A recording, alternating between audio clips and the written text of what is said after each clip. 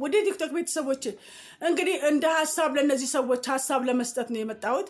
ምንድነው ፋኖም አለ ያ ዱቄት ሰራቂውም አለ ኤርትራውም የትግራዩም አለ ኢትዮጵያን ለመውጋት ስብስብ አድርገዋልና እየተማከሩ ነው ያሉት እኔ እንደ ሐሳብ ይዤላቸው መጣሁኝ የነገራቸው እንዲጠናከር ለጦርነቱ ለምን ሩሲያና አሜሪካንም አይጋብዙም ይመጡላቸዋል እኮ ሩሲያንና አሜሪካንን ያስገቡ ምድረ ድልብ መሃይም ሽማግሌዎች ብቻ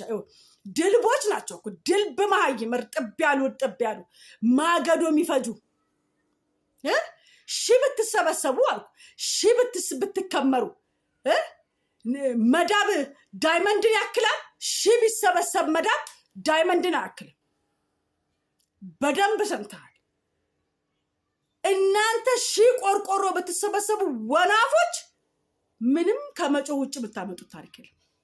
ዶክተር አብይ አህመድን እናምነዋለን ትላንትና አደርጋለሁ ያለውን ነገር አድርጎታል ይሄን ደግሞ ምንም አይነት ጥርጣሬ እንዳይገባችሁ ብሏል ቀይ ባህር ትላንትና መኛ ናት ዛሬ መኛ ትሆናለች ህዝብ አታስፈጁ ወጣቶችን አታስፈጁ ይሄ ሰውዬ ካቀሙ በላይ ታግሷቸዋል ሰውየው ዶክተር አብይ አህመድ ነው ሰራዊታችንን መከላከያ ይባላል ነገሩ አይጥ ሞታል ስትሻሄዳ ታሸታለች የድመት አፍንጫ የሚባለው አይነት ነገር ይሄን ያህል ጠባብ ነው ጭንቅላታችሁ በጣም ትግስት ተፈታተናችሁ ማለት ነው እና ስለዚህ የፋኖ ደግሞ ዱቄት ሰራቂ በየጊዜው ሲርበው እየወጣ የእናቶችን ከብት እየወሰደ የሚያርድና የሚበላ ዱቄታቸውን ገልብጦ ይዞ ገብቶ ጫካ ቂጣ እየጋገረ የሚበላ ፋኖ የሚባል የአማራን ህዝብ የማይወክል አማራውን አስጨንቆ የያዘ ፋኖ የሚባል ከብት ደግሞ አለላችሁ ተማሪዎች ትምህርት የሚማሩት እኛ የምናስቀምጠውን ምንፈልገውን ጥያቄ የምንጠይቀውን እሱን ካላሟላችሁ ተማሪዎች ትምህርት ቤት ገብተው መማር አይችሉም በባለፈው ሰምታችኋል አይታችኋል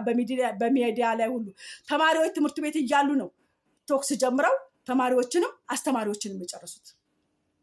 እንግዲህ እንደዚህ አይነቶቹ ናቸው ለአማራ